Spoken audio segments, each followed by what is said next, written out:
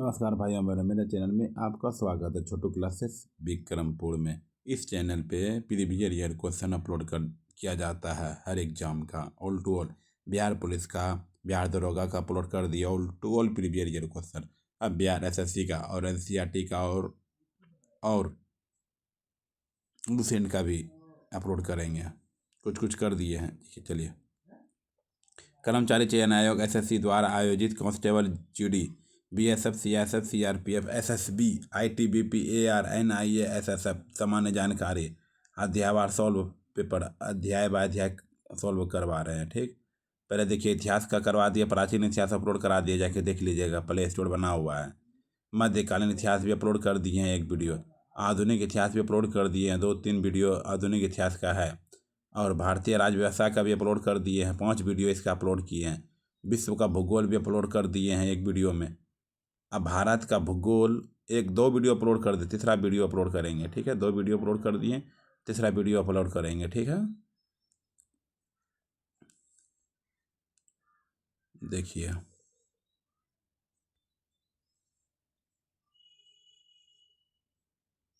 विश्व का भूगोल में अपलोड कर दिए हैं।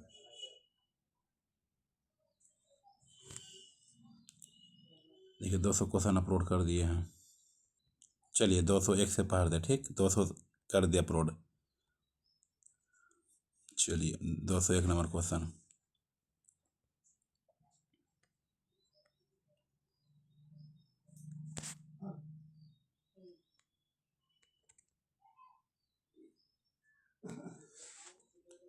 देश की स्वतंत्रता से पहले भारत मुख्य रूप से अपने डैश उद्योगों के लिए जाना जाता था।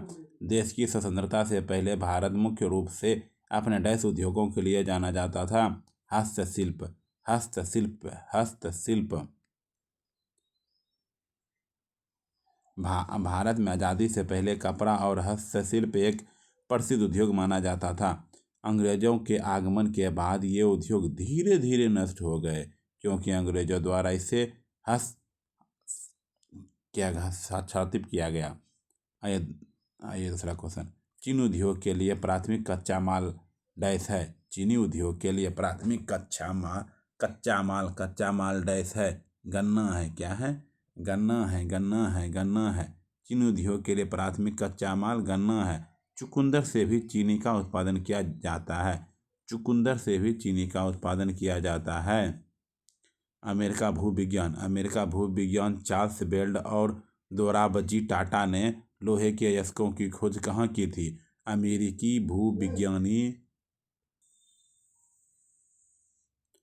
भूविज्ञानी चार्ल्स बेल्ट और दोराबजी टाटा ने लोहे के अयस्कों की खोज कहाँ की थी?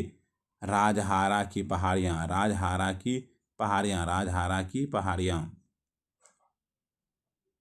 लोहा और इस्पात उद्योगों के संदर्भ में शहरों और राज्यों का निम्नलिखित में से कौन सा युग्म सही है? लोहा और इस्पात उद्योगों के संदर्भ में शहरों और राज्यों का निम्नलिखित में से कौन सा युग्म सही है? भिलाई छत्तीसगढ़, भिलाई छत्तीसगढ़, भिलाई छत्तीसगढ़। ठीक,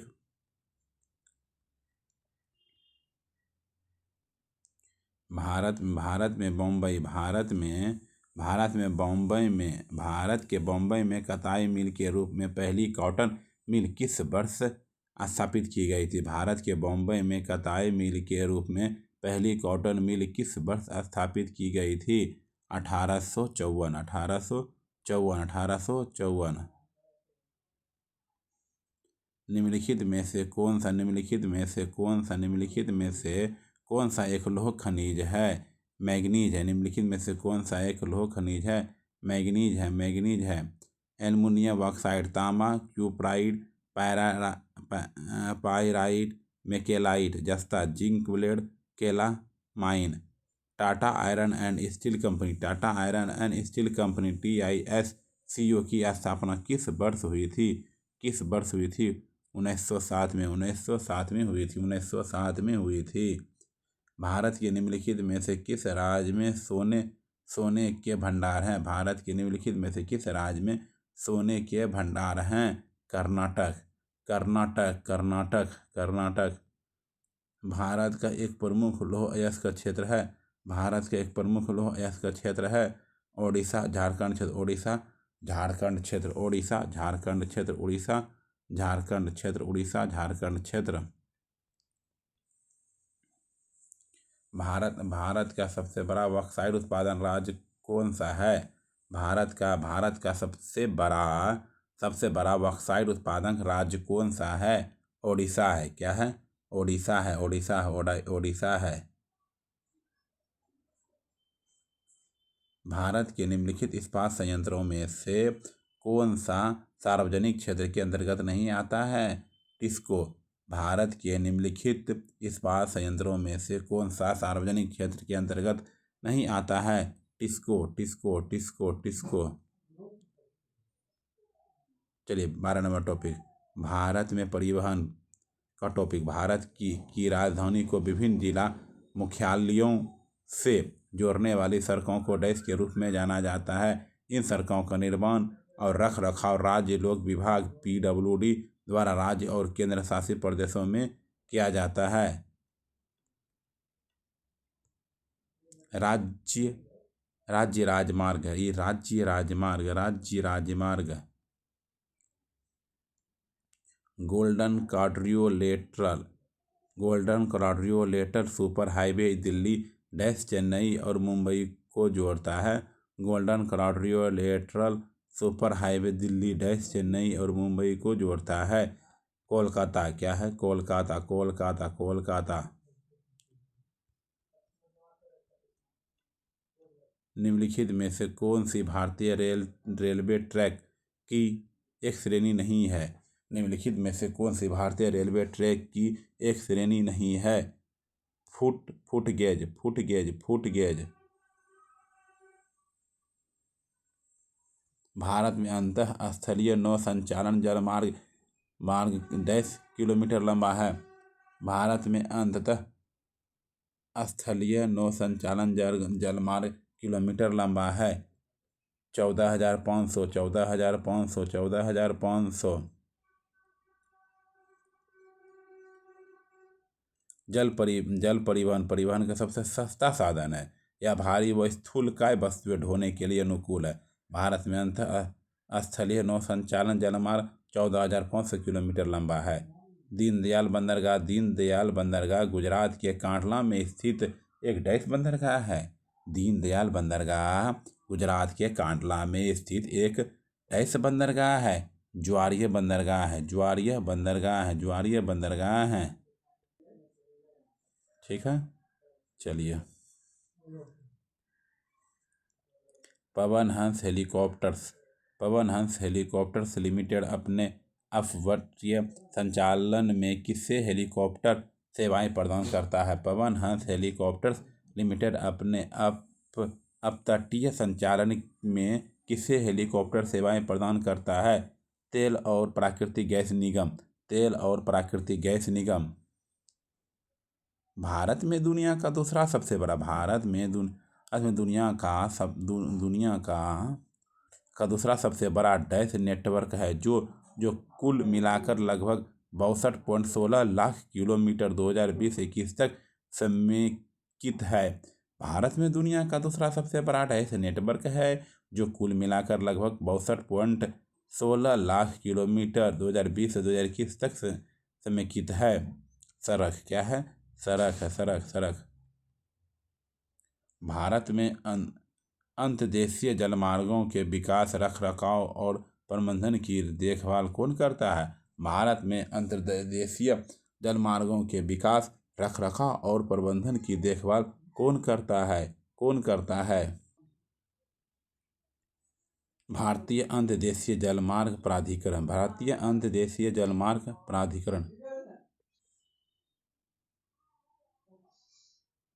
2019-2020 में भारत में 10 kilometre broad gauge railway line थी। 2019-20 में भारत में 10 kilometre broad gauge railway line थी।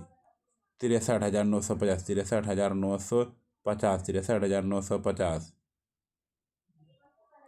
भारतीय रेलवे विश्व के सबसे बड़े रेल नेटवर्क में से एक है। जिसकी लंबाई 67,956 किलो है। इसमें 2019-20 में broad gauge 63,950 94% metre gauge 2,402 3% narrow gauge 1,809 2% है। कच्चा तेल, पेट्रोलियम उत्पादों और प्राकृतिक गैस को स्थानांतरित करने के लिए अब परिवहन के किस साधन का उपयोग किया जाता है? कच्चे तेल, पेट्रोलियम उत्पादों और प्राकृतिक गैस को स्थानांतरित करने के लिए अब परिवहन के किस साधन का उपयोग किया जाता है? पाइपलाइन। क्या है? पाइपलाइन। कौन सा पुल असम डिब्रूगढ़ को अरुणाचल प्रदेश के पासीघाट को जोड़ता है? कौन सा पुल असम के डिब्रूगढ़ को अरुणाचल प्रदेश के पासीघाट से जोड़ता है? बोगीबील।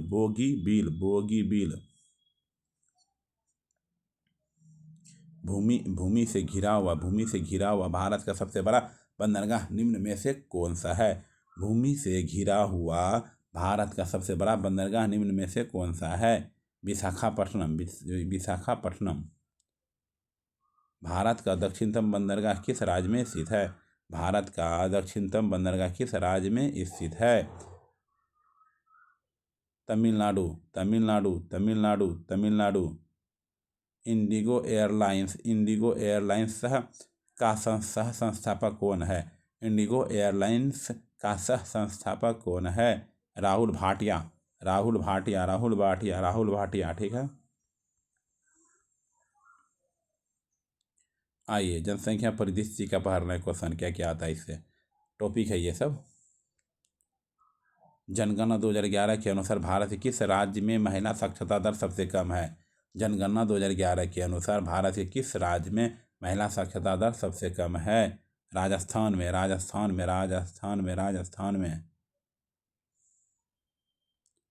भारत में 2011 की अंतिम जनगणना कितने चरणों में की गई थी? भारत में 2011 की अंतिम जनगणना कितने चरणों में की गई थी? दो चरणों में की गई थी। भारत में कार्यबल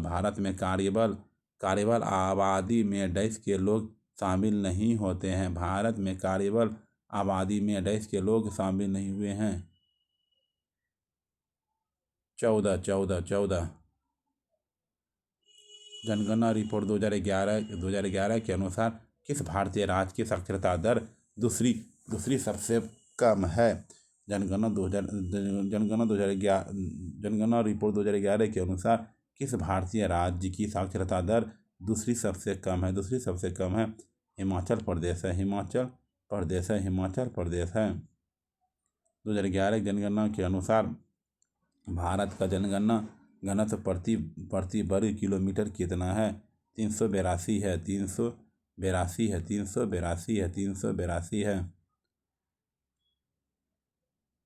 2011 की जनगणना के अनुसार किस राज्य में लिंगानुपात सबसे अधिक है? केरल में लिंगानुपात सबसे अधिक है। भारत में 5 सर्वाधिक लिंगानुपात वाले राज्य हैं: केरल, पुडुचेरी, तमिलनाडु, आंध्र प्रदेश, छत्तीसगढ़। 2011 की जनगणना के अनुसार किस राज्य का लिंगानुपात सबसे कम है? हरियाणा का लिंगानुपात सबसे कम है। भारत के 5 सबसे कम लिंगानुपात वाले राज्य हैं: हरियाणा, सिक्किम, पंजाब, उत्तर प्रदेश, बिहार। 2011 की जनगणना के अनुसार किस भारतीय राज्य की साक्षरता दर सबसे कम है? 2011 की जनगणना के अनुसार किस भारतीय राज्य की साक्षरता दर सबसे कम है? बिहार। भारत के 5 सबसे कम साक्षरता दर वाले राज्य हैं। सबसे पहले बिहार, अनपढ़ है बिहार, राजस्थान, झारखंड, मध्य प्रदेश, उत्तर प्रदेश। 2011 में निम्नलिखित में से किस केंद्र शासित प्रदेश में उच्चतम साक्षरता दर दर्ज की गई है? 2011 में निम्नलिखित में से किस केंद्र शासित प्रदेश में उच्चतम साक्षरता दर दर्ज की गई है? लक्षद्वीप।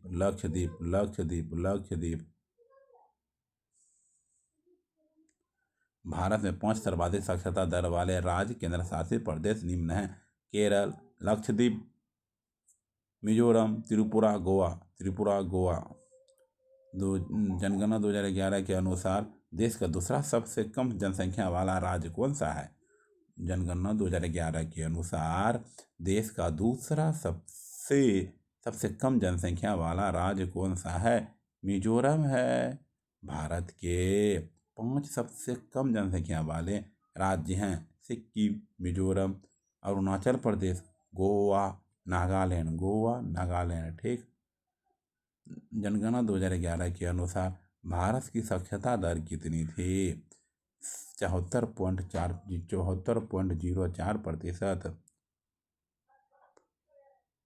भारत का साक्षरता दर 74.04% है, जिसमें पुरुष साक्षरता दर 82.14% तथा महिला साक्षरता दर 65.46% है।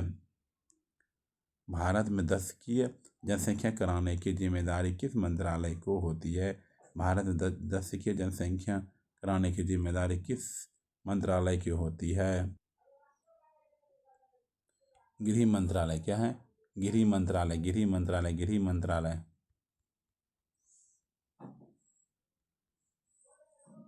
भारत दशकीय जनसंख्या कराने की जिम्मेदारी गृह मंत्रालय के पास है। क्या है? गृह मंत्रालय के पास है। यह प्रत्येक 10 वर्ष पर आयोजित किया जाता है। 2011 की जनगणना के अनुसार किस भारतीय राज्य में सबसे कम जनसंख्या घनत्व है? किस भारतीय राज्य में सबसे कम जनसंख्या घनत्व है? अरुणाचल प्रदेश है। क्या है? अरुणाचल प्रदेश है। न्यूनतम जनसंख्या घनत्व वाले 5 राज्य बढ़ते क्रम में अरुणाचल प्रदेश, मिजोरम, सिक्किम, मणिपुर, नागालैंड। सर्वाधिक जनसंख्या घनत्व वाले 5 राज्य घटते क्रम: बिहार, पश्चिम बंगाल, केरल, उत्तर प्रदेश, हरियाणा। बाल लिंगानुपात क्या होता है? बाल लिंगानुपात क्या होता है? 0.0 से 6 आयु वर्ग के प्रति 1000 पुरुषों पर महिलाओं की संख्या। बाल लिंगानुपात से तात्पर्य जनसंख्या में 0 से 6 आयु वर्ग में प्रति 1000 पुरुषों पर उसी आयु समूह के महिलाओं की संख्या है, जबकि लिंगानुपात से तात्पर्य प्रायः किसी भौगोलिक क्षेत्र में प्रति 1000 पुरुषों के मुकाबले स्त्रियों की संख्या को माना जाता है। वर्ष 2011 की जनगणना के अनुसार भारत का लिंगानुपात 943 है, जबकि बाल लिंगानुपात 1919 है। शिशु लिंगानुपात 0 से 6। 2011 की जनगणना के अनुसार भारत में मुस्लिमों का कुल प्रतिशत है। 2011 की जनगणना के अनुसार भारत में मुस्लिमों का कुल प्रतिशत है 14.2%। 2011 की जनगणना के अनुसार भारत में धार्मिक आधार पर जनसंख्या: हिंदू है 79.8%, मुस्लिम है 14.2%, ईसाई है 2.3%, सिख है 1.7%, बौद्ध है 0.7%, अन्य है 0.7%। ठीक। जनगणना 2011 के अनुसार देश की साक्षरता दर सर्वाधिक है। जनगणना 2011 के अनुसार देश की साक्षरता दर सर्वाधिक है केरल। क्या है? केरल है। वर्ष 2011 की जनगणना के अनुसार केरल राज्य में साक्षरता दर सबसे अधिक है, 94.00% है। केरल में पुरुष साक्षरता दर 96.11% है, जबकि महिला साक्षरता दर 92.10% है। इस सूची में मिजोरम इतना दूसरे स्थान पर और गोवा में इतना तीसरे स्थान पर, जबकि बिहार साक्षरता दर 61.80% सबसे कम है।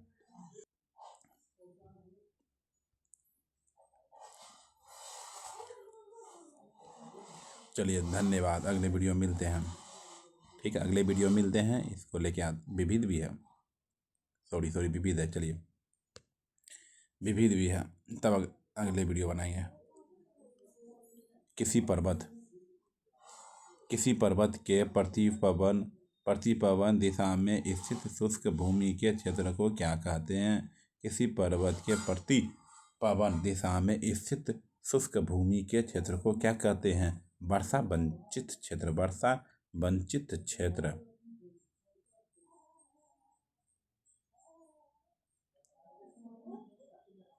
भारत भारतीय डाक नेटवर्क विश्व में किस लिए प्रसिद्ध है? भारतीय डाक नेटवर्क विश्व में किस लिए प्रसिद्ध है? यह सबसे बड़ा डाक नेटवर्क है। यह सबसे बड़ा डाक नेटवर्क है। भारत का डाक नेटवर्क विश्व का सबसे बड़ा डाक नेटवर्क है। यहाँ 1.5 लाख से अधिक डाकघर है। पृथ्वी की सतह के नीचे सबसे नजदीकी खनिज केवल डैश प्रक्रिया द्वारा खोदकर निकाले जा सकते जाते हैं। पृथ्वी की सतह के नीचे के सबसे नजदीकी खनिज केवल डैश प्रक्रिया द्वारा खोदकर निकाले जा सकते हैं। उत्खनन। निम्नलिखित में से किस जनजाति का संबंध नीलगिरी पर्वतों से है? निम्नलिखित में से किस जनजाति का संबंध नीलगिरी पर्वतों से है? नीलगिरी पर्वतों से है टोडा। क्या है? टोडा है। टोडा। निम्नलिखित में से कौन सा शब्द कर्नाटक पठार के पहाड़ी भागों को दर्शाता है? निम्नलिखित में से कौन सा शब्द कर्नाटक पठार के पहाड़ी भागों को दर्शाता है? नाड़।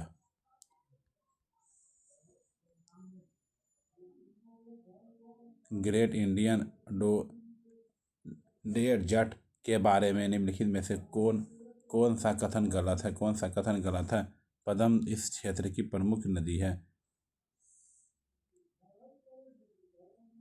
ग्रेट इंडियन डेजर्ट, जिसे थार का मरुस्थल भी कहा जाता है, यह भारत का सबसे बड़ा मरुस्थल है। यह विश्व का 17वां सबसे बड़ा मरुस्थल है तथा 9वां सबसे बड़ा गर्म उपोष्णकटिबंधीय मरुस्थल है, जिसके कारण यह कांटेदार झाड़ियों के साथ वनस्पति आवरण कम है। इस मरुस्थल में एकमात्र लूनी नदी पाई जाती है। हिमालय की ऊंची पर्वतमालाओं में घास के विशाल मैदान क्या कहलाते हैं? भूग्याल। क्या कहलाते हैं? भूग्याल। निम्नलिखित में से किस उत्पाद को भारत में पहला भौगोलिक संकेत प्राप्त हुआ? निम्नलिखित में से किस उत्पाद को भारत में पहला भौगोलिक संकेत प्राप्त हुआ? दार्जिलिंग चाय। क्या हुआ? दार्जिलिंग चाय।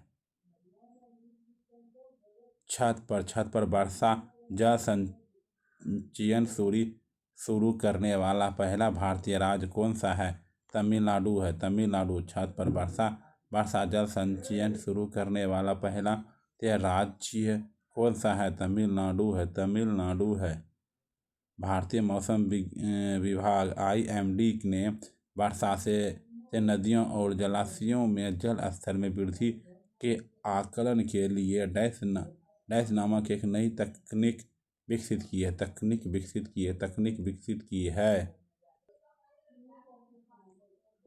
प्रभाव आधारित पूर्वानुमान दृष्टिकोण।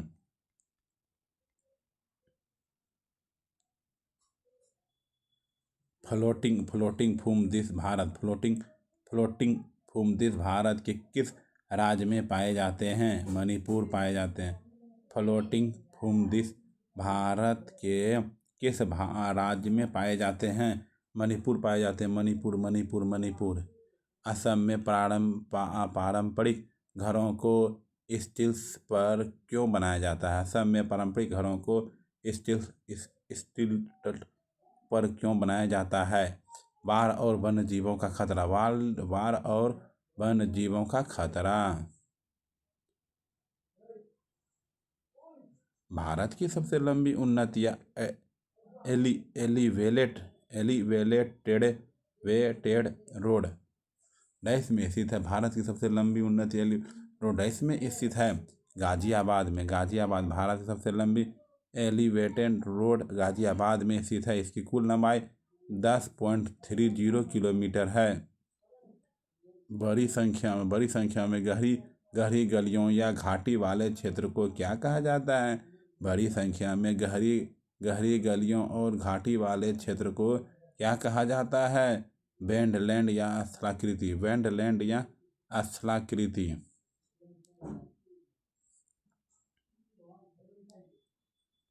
किन्नौज में हरंग घाटी के शॉल खार और चांगों के साथ स्पीति घाटी के अंतिम दक्षिण पूर्वी छोर को निम्नलिखित में से कौन सा दर्रा जोड़ता है? लोपचाला।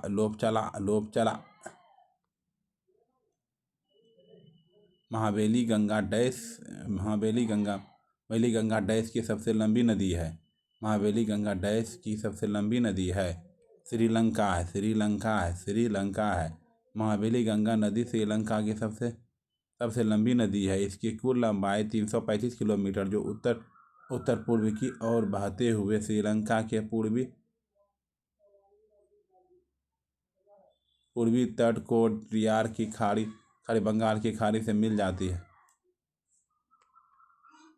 निम्नलिखित में से किस वर्ष में राष्ट्रीय जूट नीति का सूत्रीकरण किया गया था? इसका उद्देश्य उत्पादकता में वृद्धि, गुणवत्ता और में सुधार, जूट किसानों को अच्छी कीमत सुनिश्चित करना और प्रति हेक्टेयर उपज में वृद्धि करना था। 2005।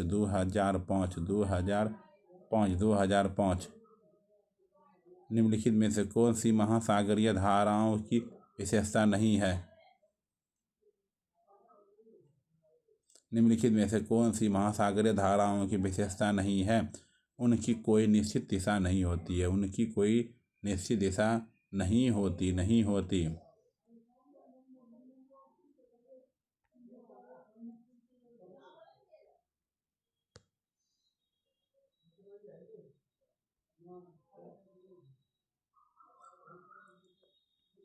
उस सीमा क्षेत्र को क्या कहते हैं जहां से महासागर के तापमान में तेजी से गिरावट आती है? उस सीमा क्षेत्र को क्या कहते हैं जहां से महासागर के तापमान में तेजी से गिरावट आती है? ताप प्रवणता या थर्मोकलाइन। निम्नलिखित में से किस महासागर का सबसे गहरा बिंदु जावा गर्त है? निम्नलिखित में से किस महासागर का सबसे गहरा बिंदु जावा गर्त है? हिंद महासागर। क्या है? हिंद महासागर।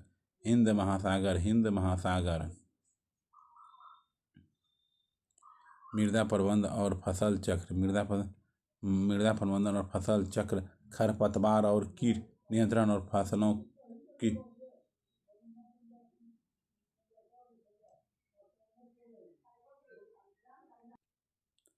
मृदा प्रबंधन और फसल चक्र, खरपतवार और कीट नियंत्रण और फसलों की वृद्धि और खाद्य उत्पादन में महत्वपूर्ण भूमिका निभाने वाली जलवायु के अध्ययन से संबंधित विज्ञान क्या कहलाता है? कृषि विज्ञान कहलाता है। क्या कहलाता है? कृषि विज्ञान कहलाता है। तटीय उड़ीसा राज्य का प्राचीन नाम क्या है? तटीय उड़ीसा राज्य का प्राचीन नाम क्या था? कलिंग था। तटीय उड़ीसा राज्य का प्राचीन नाम था कलिंग था। क्या था? कलिंग था। उड़ीसा भारत की पूर्वी तट स्थित एक राज्य है। प्राचीन काल में उड़ीसा का कलिंग नाम से जाना जाता था। वर्तमान अप्रैल 2021 में नवीन पटनायक उड़ीसा राज्य के मुख्यमंत्री हैं। कौन सा शहर चंबल नदी के किनारे पर स्थित नहीं है? चंबल नदी के किनारे स्थित नहीं है। जबलपुर। कौन सा शहर चंबल नदी के किनारे पर स्थित नहीं है? जबलपुर।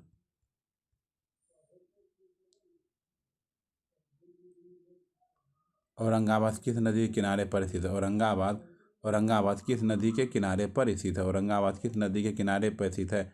कोम।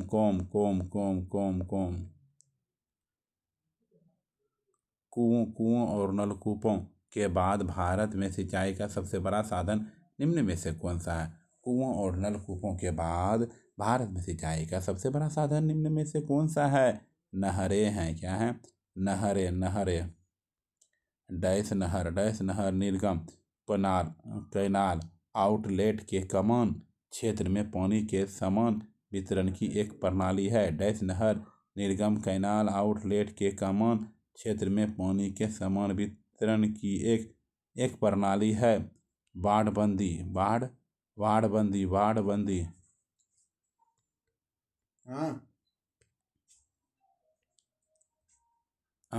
अमूल डैश से दूध और दूध के उत्पादकों में सहकारी समितियों की सफलता की कहानी है, जो देश के श्वेत क्रांति लाया है। गुजरात। क्या है? गुजरात गुजरात गुजरात।